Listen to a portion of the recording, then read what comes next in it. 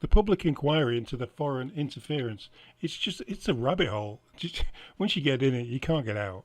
It's really amazing though. It's really well, no, it's really interesting listening to some of the actual MPs trying to wiggle the way out and squirm the way out of what was happening over the years while Justin Trudeau kept rolling into office through each of the so-called alleged interfering elections.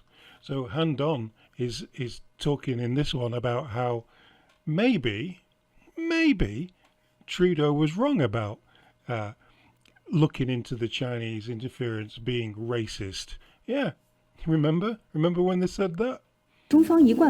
China accuses some people in Canada of spreading lies that it's interfering in Canadian politics, while the PM defends one of his own MPs accused of being involved. Allegations Justin Trudeau has suggested have racial undertones. This activist warns against focusing on race in the search for what really happened. I think the first thing we need to be very sure about is that racism is not being used as a shield. Well, here is what he said at the inquiry into the interference. Now, I understand that you do not believe that there was any interference in your nomination contest. Isn't that right? To the best of my knowledge, yes. Of course he All does. right. If it turns out that you're mistaken about that, and in fact, there was interference by the PRC, if that turns out to be true, do you accept that that would be foreign interference in our democracy?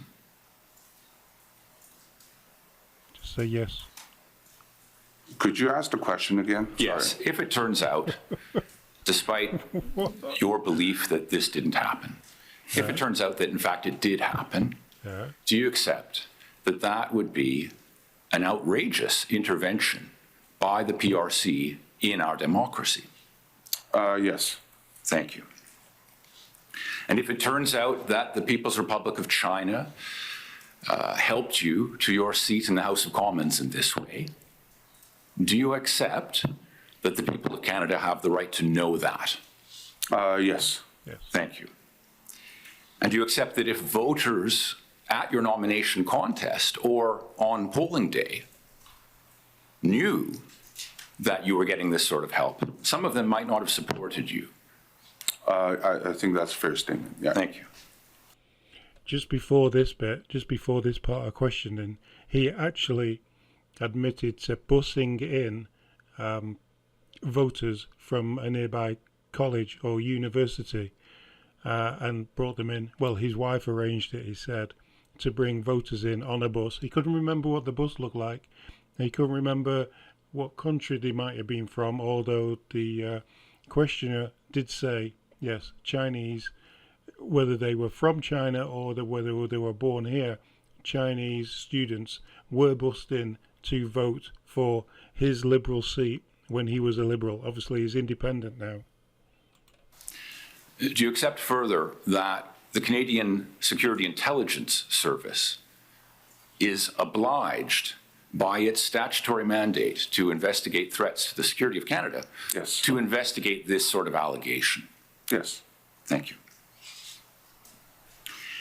Some members of your party, or maybe I should say your former party, have suggested that to raise concerns about foreign interference in your nomination contest is a kind of anti-Chinese racism or xenophobia. Bingo. Do you agree with me, sir, that it was not a matter of racism on the part of the CSIS, on the part of our intelligence agencies, to explore this matter and try to get to the bottom of it?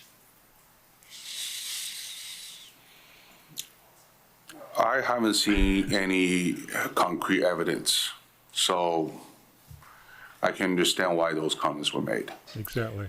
But we all know those comments were made to try and squish any sort of inquiry into the interference into the elections. That why else would you start calling everybody a racist? It's the one word that people don't like. So if you want to do an inquiry into a certain race of people like the Chinese been bussed in to vote, and you got the police or people asking, like Polyev or whatever, or